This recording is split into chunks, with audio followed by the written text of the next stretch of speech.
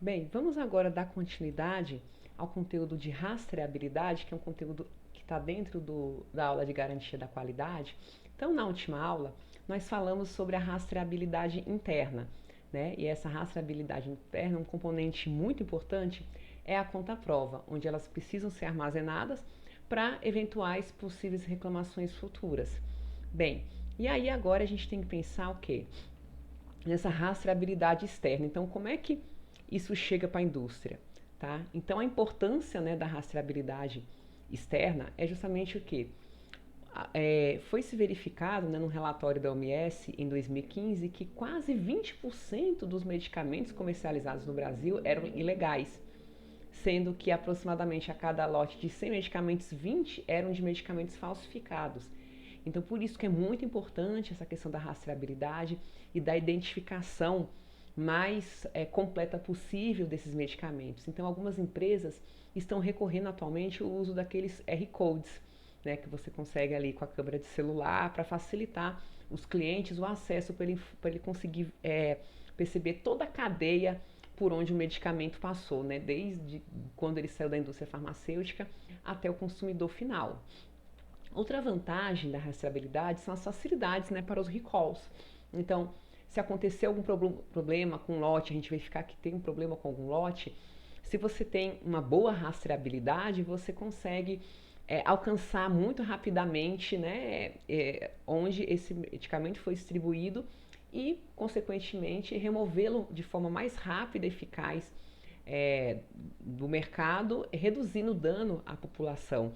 Então, por isso que uma rastreabilidade bem estabelecida, ela traz essas vantagens. Daí vem, né, o uso da serialização, né, e a rastreabilidade de medicamentos. Então, são soluções que visam minimizar esse tipo de risco para a população, gerando restrições de venda para produtos falsos, uma vez que você, né, insere ali mais informações. Então, dessa maneira, o consumidor ele tem mais segurança em relação à informação e à autenticidade do produto farmacêutico. Em 2016, né, foi publicada uma lei 13.410, 28 de dezembro, que estabelece que a indústria farmacêutica ela teria, né, até 2022 para implementar uma rastreabilidade em sua cadeia de medicamento prescrito, uma rastreabilidade mais eficaz. E aí, para dar suporte a essa lei, foi publicada a RDC 157 em 11 de maio de 2017, onde ela dispõe, né, de um sistema nacional de controle de medicamentos e os mecanismos para o rastreamento. Então, ainda tem esse prazo, né, até 2022 para implementar, mas basicamente, né, eu vou passar para vocês vão ter acesso a essa resolução para maiores detalhes, mas basicamente, na menor unidade, você vai ter que ter todas essas informações, tá? E aí a gente vai falar um pouquinho, né, as informações contendo na embalagem secundária, né, que seria aqui na caixinha, na terciária, tá? E aí a gente vai entender um pouco. Então, os medicamentos eles vão receber uma identificação única impressa na embalagem de menor unidade de venda. Pode ser, por exemplo, um blister. Então, essa venda é conhecida como identificador único de medicamento. Então, esse identificador único de medicamento, ele vai ser composto por mais informações. A primeira delas, que a gente vê aqui, é o GTIM da apresentação, que é o número global, né, número global de item de comercial, ou seja, do inglês Global Trade Item Number. Ele é uma identificação padrão, né, de artigo comercial internacionalmente reconhecido e no qual ele possui 14 dígitos. Então aqui, ó, ele vai ter que ter essa sequência numérica de 14 dígitos. Além disso, ele vai ter que ter esse número de registro, né, de apresentação junto à Anvisa, que é essa outra numeração aqui. Ele vai ter o código serial de até 20 dígitos. E aí a validade e o lote, né, a fabricação, né, a data de validade, fabricação e o lote.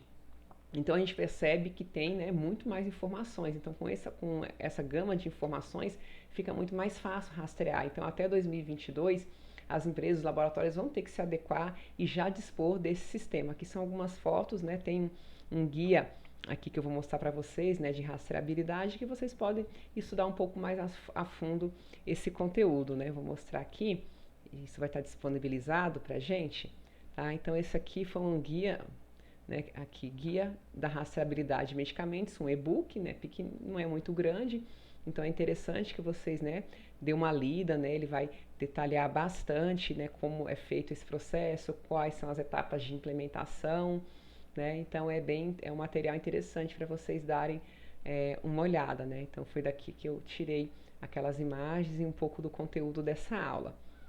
Bem, vamos voltar lá. Bem, basicamente, né, era isso, essa questão da rastreabilidade que eu queria falar com vocês, essa rastreabilidade externa, que ela é bastante importante, né, para a indústria farmacêutica, para ter esse controle e para prevenir, obviamente, né, possíveis produtos falsificados que podem circular, né, pelo mercado, e aí você vai ter aí um grande prejuízo à população.